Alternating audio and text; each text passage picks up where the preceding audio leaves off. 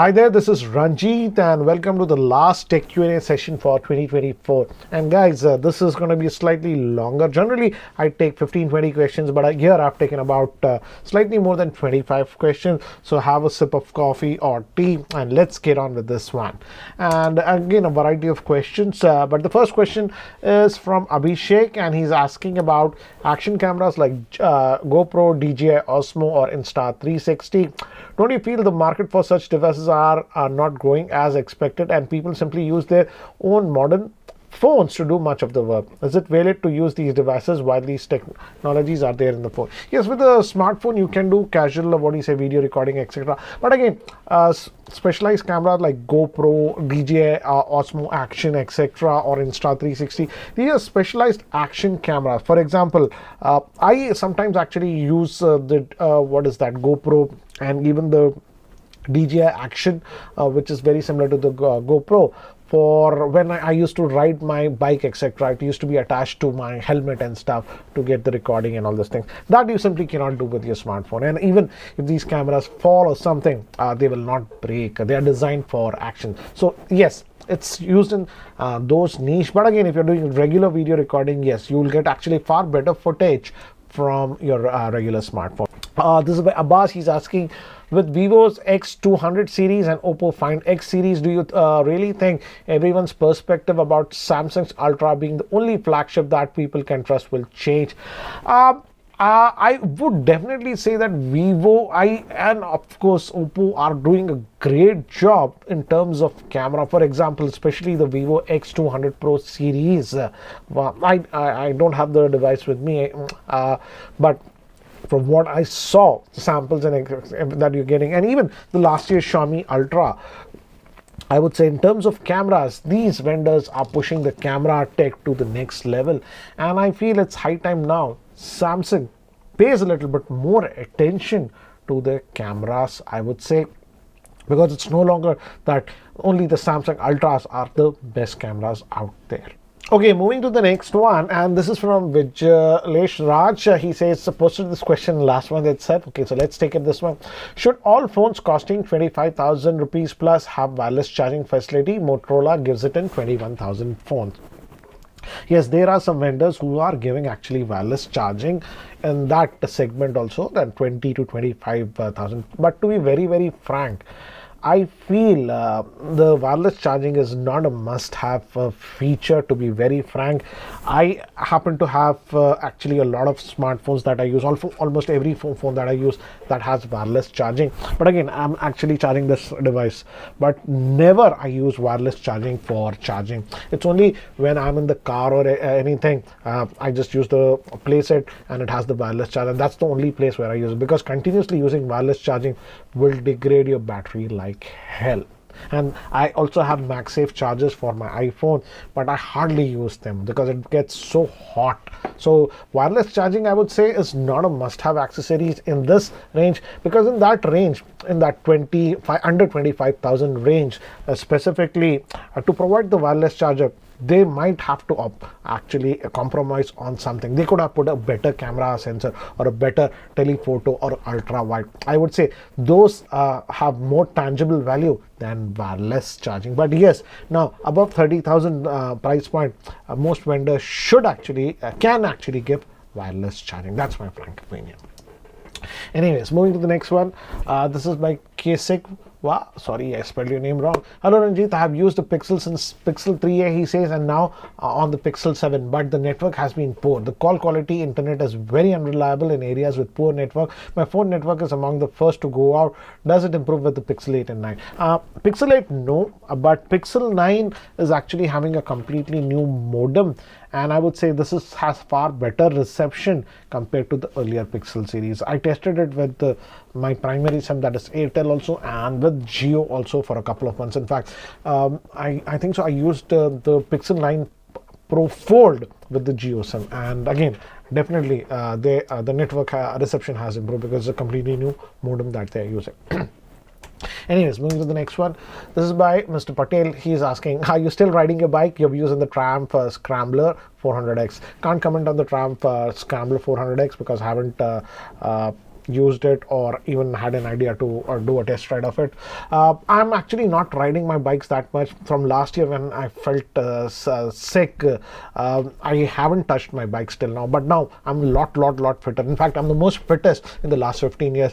So might start riding my back my Triumph Titan, but again, it's completely dead. About last week I tried to switch it on, but the battery and everything is completely dead. So I'll have to do a RSA. They'll have to take it down and get it fixed. Let's see if it happens. Anyways, moving to the next one. This is by Tintin. Would you suggest considering buying the S25 Ultra? Currently I have the S23 Ultra. Is it worth getting from Dubai? Taxes in India are very high. Yes, obviously in Dubai the pricing will be a little bit low because of the GST and other tax structure. I would suggest wait for the S25 Ultra. From the leaks and whatever we have seen in terms of design, not a big radical difference that we are seeing. So the big thing personally for me would be, has the camera performance improved significantly?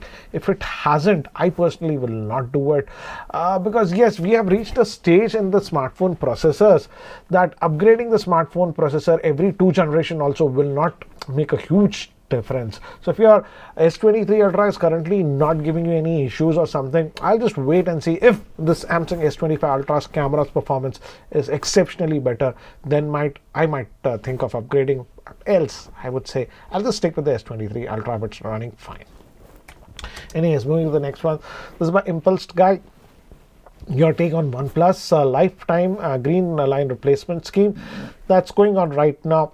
Does it give OnePlus a major point to consider that the products over the counterparts? Will you ever consider a Mahindra new EV offering? Okay, 2 questions. Okay, let's talk first about the OnePlus. And definitely I would say OnePlus is doing a very good thing by acknowledging it and offering a lifetime replacement for devices that are having green screen.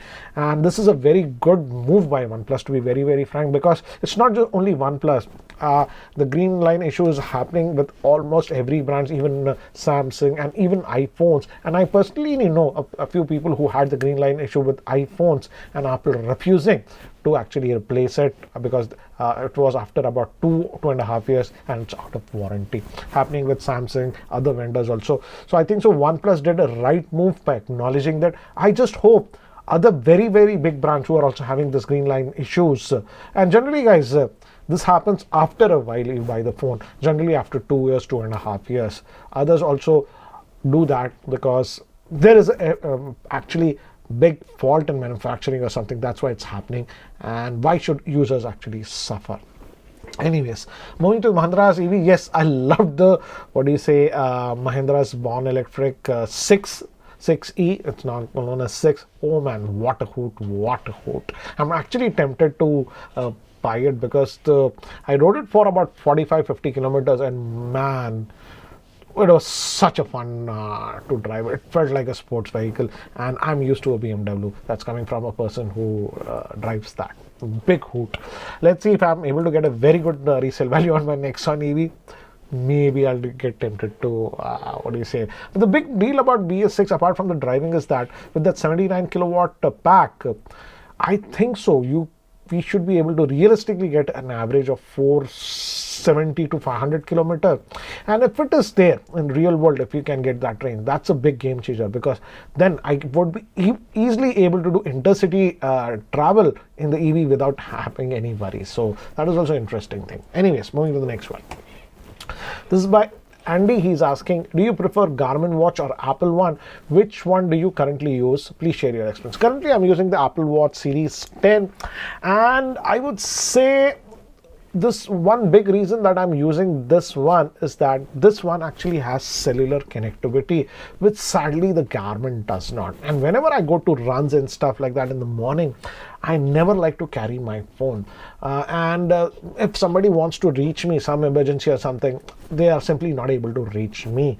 And that is the only reason that I'm actually using the Apple Watch, I would say. But if you are a very serious runner or whatever, for example, I can easily do 10K and I'm happy with that, 10K runs and all those things. But I'm not actively trying to do those half marathons or full marathons. If I were training for that, then I would definitely go back and jump to the Garmin, because the insights that Garmin gives, Apple simply does not give.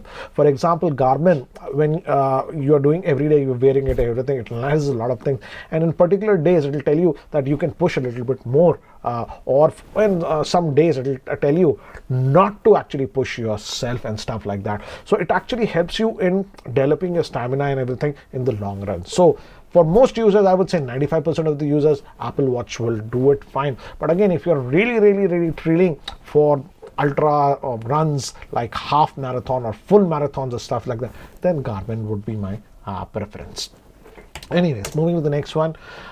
This is by Hemant. He's asking, how is the EV market looking in 2025, especially with the 6B, that's the Mahindra's 6B, and the Activa EV. I feel 2025 is going to be the very big year for EVs in India.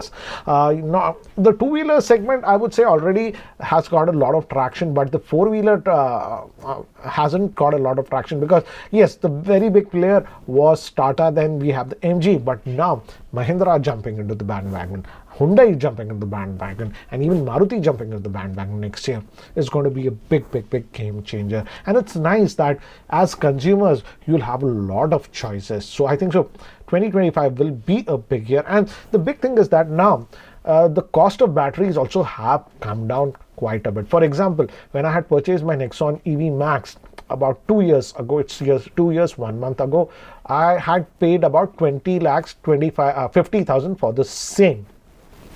And now the same car, I think so, now with the bigger battery, and the Max has 40 kilowatt battery if I recall, the new Nexon EV, which has a lot more features like 360-degree camera, etc., and all these things, which my Max didn't have. So a lot more features, and with the bigger battery, that is about 45 kilowatt, is now available for about 17 lakhs. So the cost of batteries also has actually come down quite a bit. So I think so next year, this 2025 is going to be very exciting for EVs, particularly for four-wheelers, and I think so we'll get a lot of traction. And I think so it's a good time, because maybe after this 2025 and 26, many of the state governments might start levying again the extra road tax. For example, in Telangana, we had the road tax, and I recall my a neighbor who had purchased the Nexon EV. When the tax was there, he paid 23 lakhs on the Nexon EV, the new one, and now they just last month they reduced the tax and everything, and now it is what he'll have to pay just with insurance about 18 lakhs. So that's the difference. So yes, I think so next year will be great, I would say, for EVs, if state governments don't start implementing extra road tax and all those things. Anyways, this is by Prabhu. He's asking, what your recommendation for good home printer, mainly for school projects? Prabhu, I would say if you don't do a lot of color printing, I personally am using the Brothers laser printer. It's a black and white printer, and man, it's a beast of a printer. The printing cost is so low that I don't worry about it, and you can just change the laser cartridge yourself also, no expensive stuff, and refilling also you can do. So Brother is one printer that comes to my mind, very reliable, and again the running costs are very low. I didn't personally use their color laser printer, so I am not very sure, but the monochrome works very well. So I would say Brother is one printer that offers true value for money in terms of printers. I have used Epson, I've used HP, etc. I feel most of them are sort of a rip-off in terms of replacement of cartridges, or the toner and all those things. So Brother will be my first option. Just check in colors what options they have, but as I personally haven't used their color printers yet. Anyways, moving to the next one. This is by Joker. He's asking why Apple Pay is still not available in India despite having such big market to serve and constantly grow the iPhone use. Yes, Apple Pay is sadly not available in India, and the reason for that is I think the Indian government had asked Apple if you want to enable Apple Pay, the servers, the financial service transactions or whatever doing has to be kept in, and the data had to be kept in India. And I think so Apple did not agree to that. That's why they did not allow Apple Pay. So yeah, it's a diff between Indian government and Apple. So unless they come to a conclusion or whatever, we will not see sadly Apple Pay in India. Anyways, this is by Mr. Kadam. Sir, should I wait for another 3-4 months for new launches of phones, my budget is around 40,000, or should I extend my budget to get the iQOO 13? If you are specifically looking for a smartphone with the Snapdragon 8 Elite processor, then I don't think so, frankly, you will find any new smartphone beating the price of the iQOO 13 with the Snapdragon 8 Elite. What is the, it was around 52,000. So I don't think so you will get the Snapdragon 8 Elite anytime under that price point. That's my frank opinion, because I know a lot of new smartphones are going to come with the Snapdragon 8 Elite, but most of them are above 60,000, and many of them will be almost touching 70,000. Okay, next question: can we use electric car for daily use and for long term, like 10 years? Because I'm curious if the battery will last for that time. See, the battery technology has improved quite a bit. For example, LFP, we know that the LFP batteries actually have a very long life, between 2000 charge cycles to 3000 charge cycles.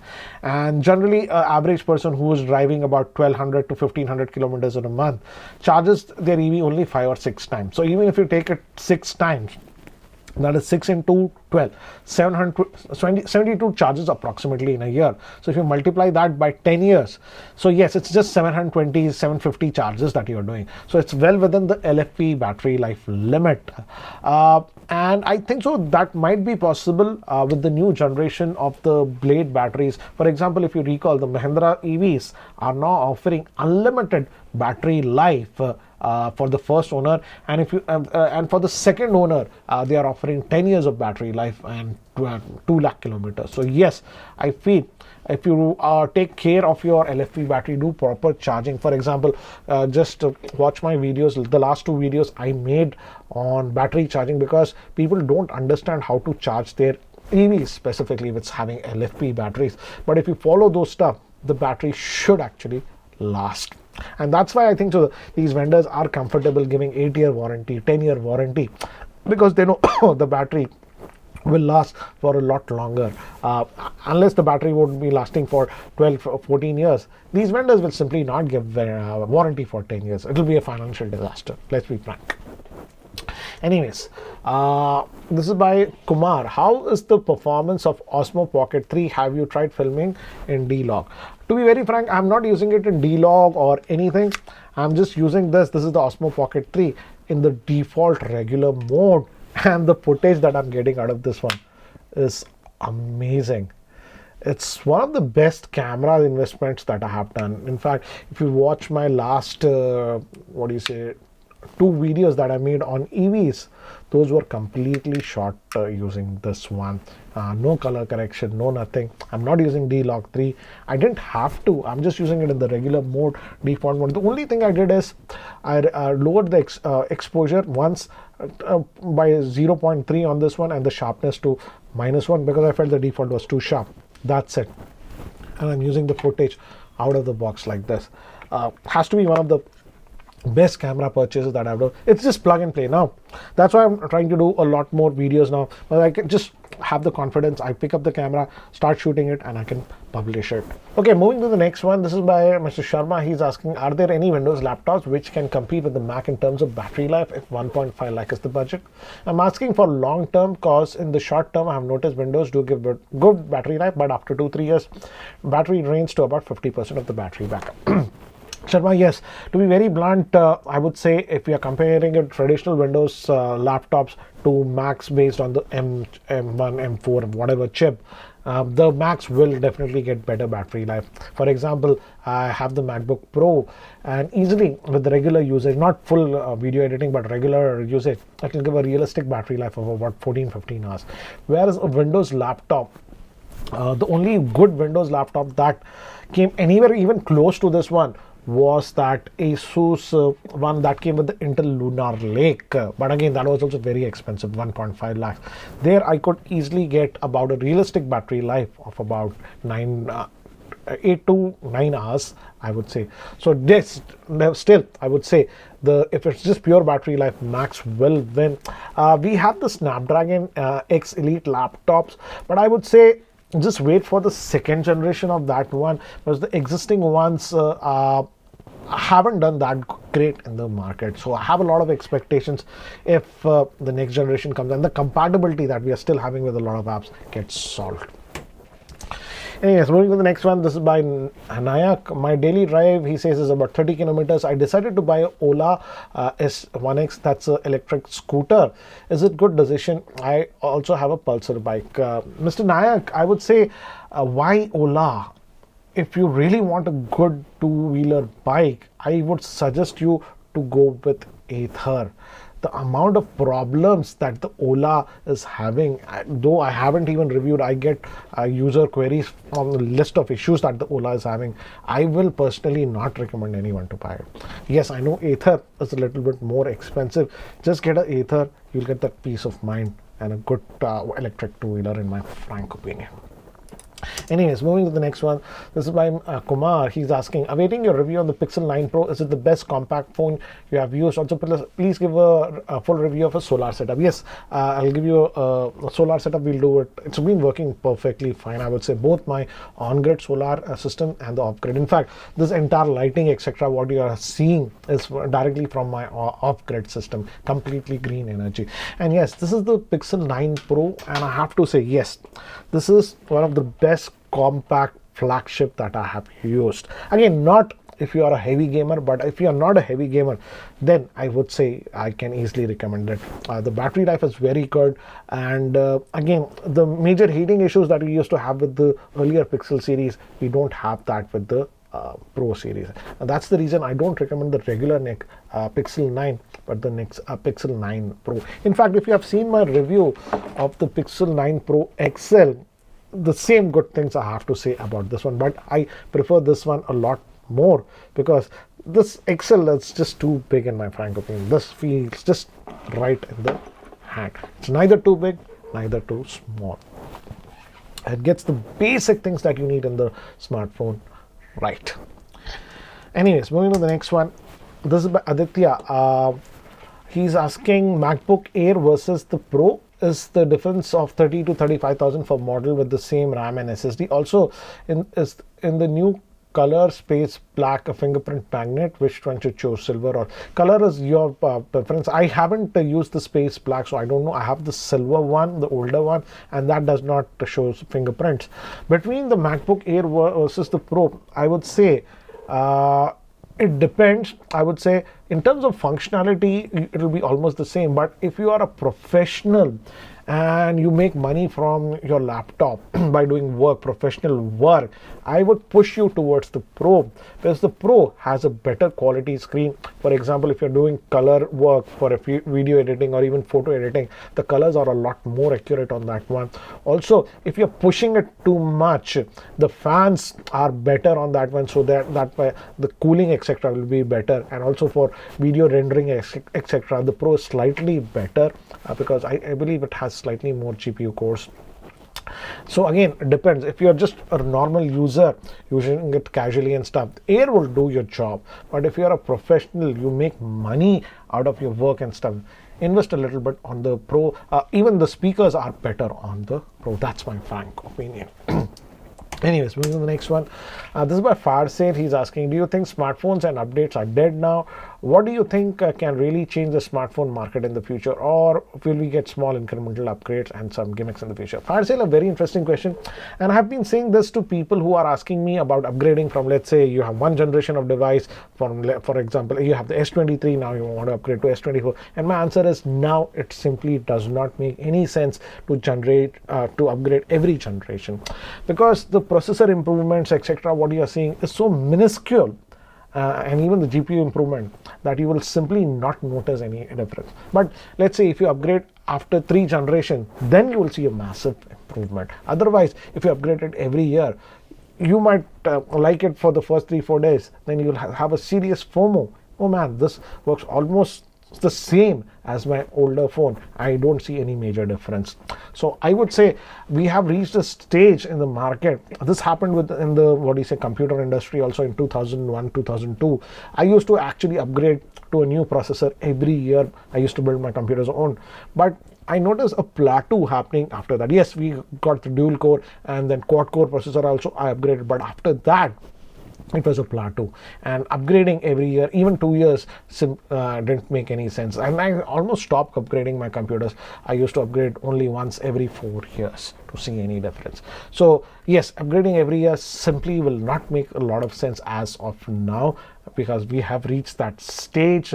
The perceivable difference in your daily usage is not that much compared to last year's flagship, I would say.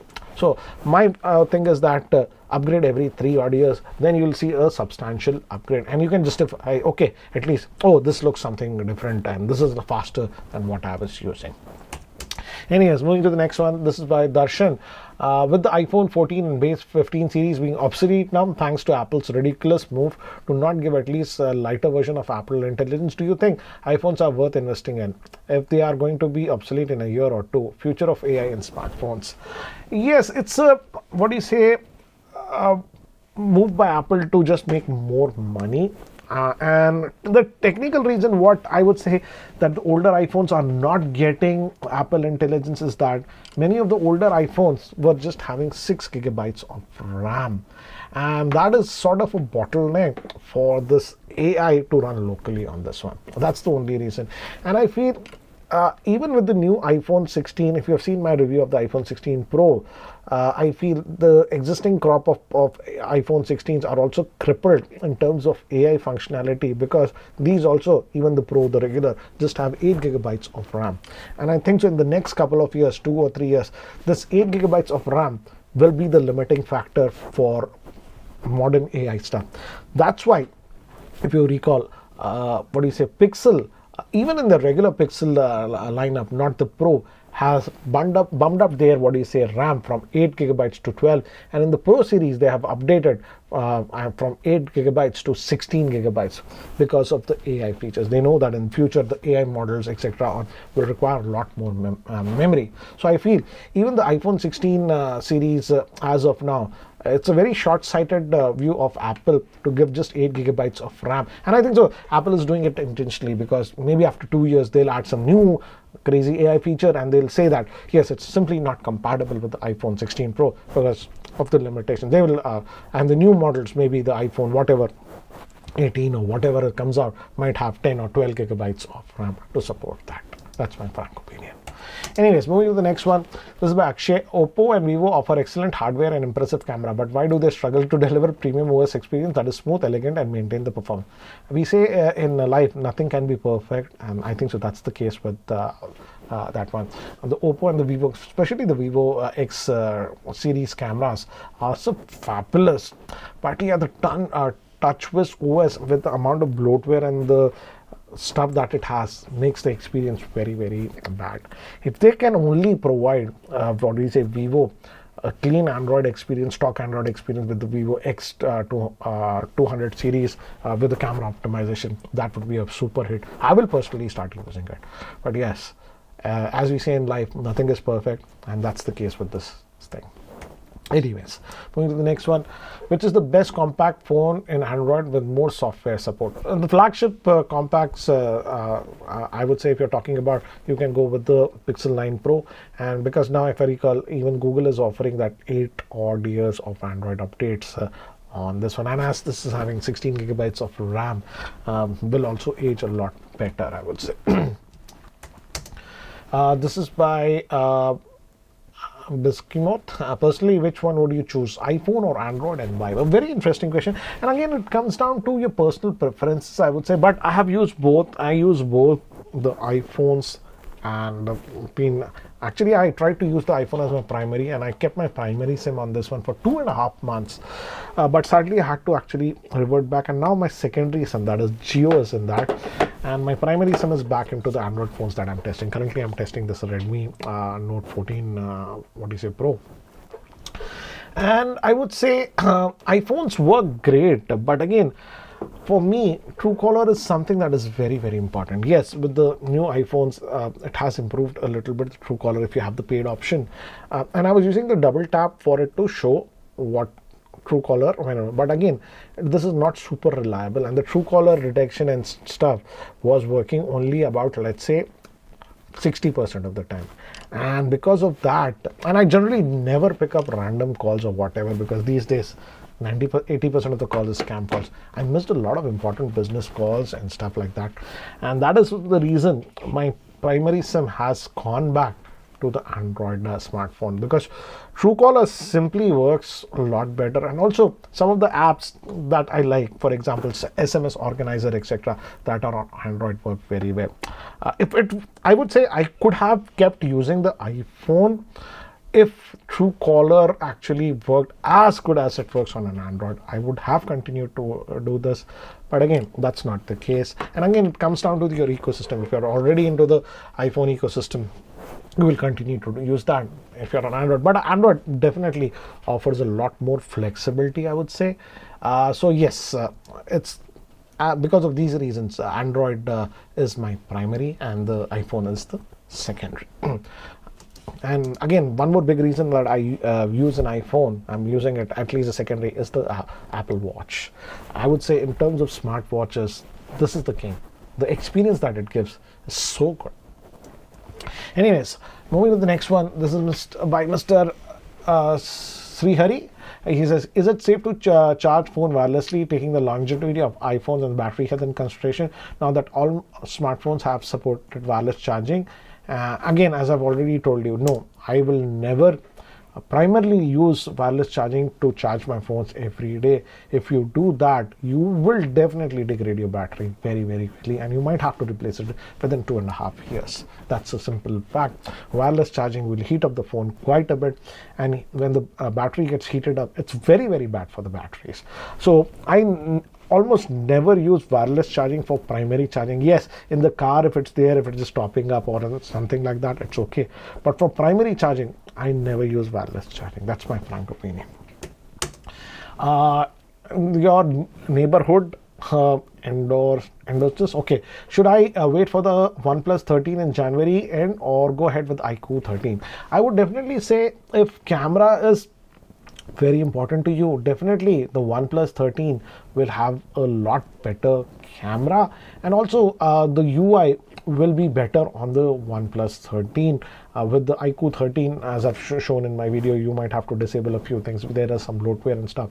So definitely the OnePlus 13 will give you a better experience, I would say, and camera will definitely be better. But again, the price difference will also be quite a bit, I would say. I think so the price difference will be at least 12 to 15,000 between the iQOO 13 and the OnePlus 13.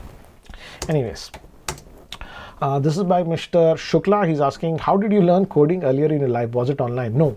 When I started learning and coding, we simply didn't even have internet. I think so I started learning coding, etc., in 1993, 1994, end of 1993, 1994. So actually I had to get some books. I learned it from books. In fact, I had to import one of the books from US. One of my aunts were coming, I think uncle was coming, and I asked them to get one more book. So it was just books. We simply didn't have even internet. In 1995 we actually got internet, but it was the text type internet, and it was super expensive. For 500 hours of usage we had to pay 25,000. So I simply didn't have it.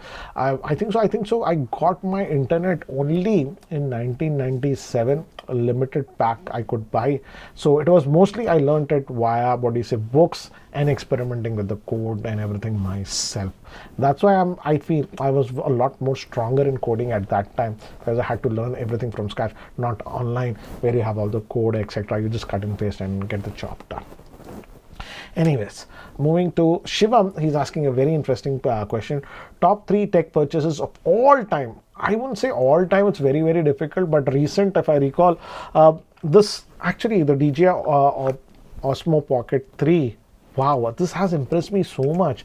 I have way better cameras that cost like even 8-9 times than this one. But I'm coming back to this one because of the ease of use and the quality that I'm getting. So this is something that actually surprised me. I knew this will be good, but this really happens with me.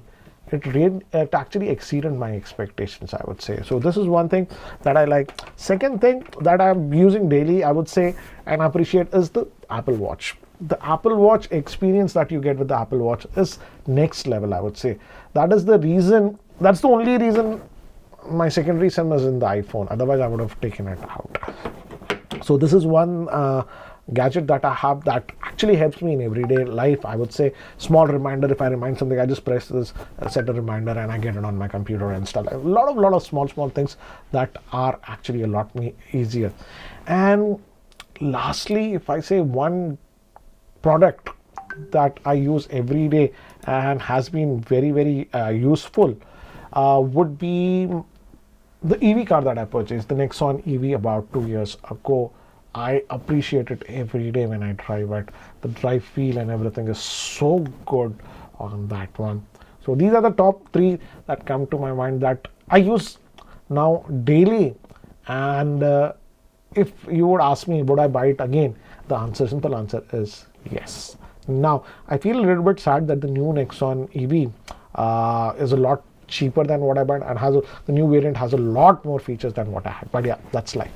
Anyways, so guys, this was the last question of this last tech Q&A session for 2024. I hope you guys are doing good, and let's hope that we have a great 2025. And guys, if you're still not subscribed to the YouTube channel, hit that subscribe button. This is Ranjit signing off. Take care. Catch you later.